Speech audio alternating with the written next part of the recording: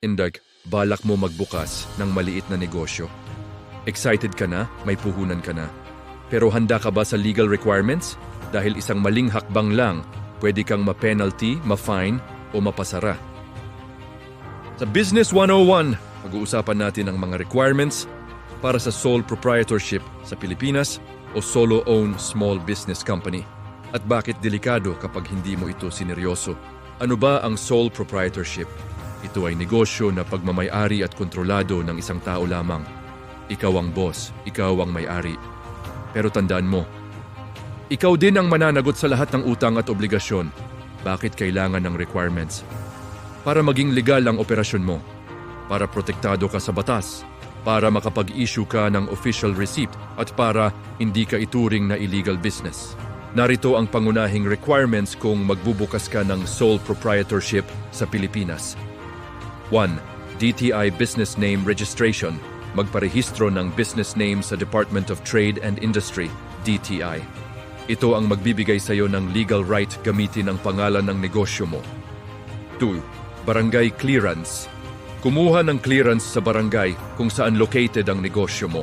In 3. Mayor's Permit o Business Permit. Mag-apply sa City Hall o Municipal Hall ng inyong lugar. 4. BIR Registration. Magparehistro sa Bureau of Internal Revenue, BIR. Dito ka kukuha ng TIN para sa negosyo at authority to print official receipts. 5. Books of Accounts. Magparegister ng libro para sa recording ng transactions. 6. Kung may empleyado ka, mag-register sa Social Security System, SSS. Mag-register din sa PhilHealth at sa Pag-ibig Fund. Bakit ito mahalaga? Dahil ang negosyo na walang permit ay laging nasa panganib. Pwede kang ma-penalty, pwede kang ma-tax mapping, pwede kang mapasara. At ang mas masakit, masisira ang reputasyon mo. Halimbawa, nagbukas ka ng online shop, malakas ang benta, pero hindi ka nagparehistro sa BIR. Isang complaint lang, isang tax mapping lang, pwede kang pagmultahin ng malaki. At baka mas malaki pa ang penalty kaysa sa kinita mo. Ang problema, hindi nagsisimula sa kulang ang sales.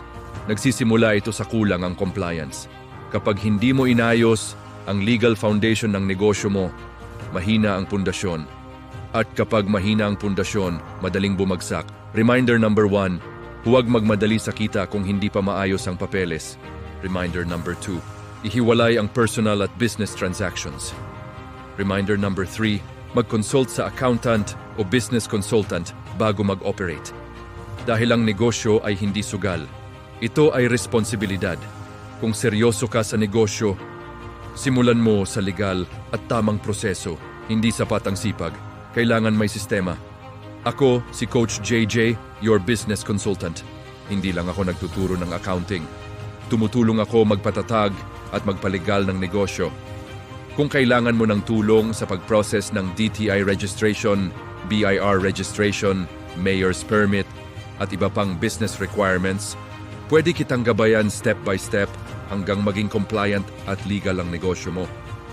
Kung wala ka pang business idea, tutulungan kitang pumili ng tamang negosyo base sa budget, skills, at market mo. Kung nalilito ka sa taxes, books of accounts, at compliance, tutulungan kitang mag-set up ng tamang sistema. Dahil ang negosyo na may sistema, tumatagal. At ang negosyo na legal, lumalago ng walang takot. Follow, like, and share for more videos, tips, and new knowledge. Kung seryoso ka sa negosyo mo, mag-message ka. Simulan natin ng tama. Hanggang sa muli. Paalam.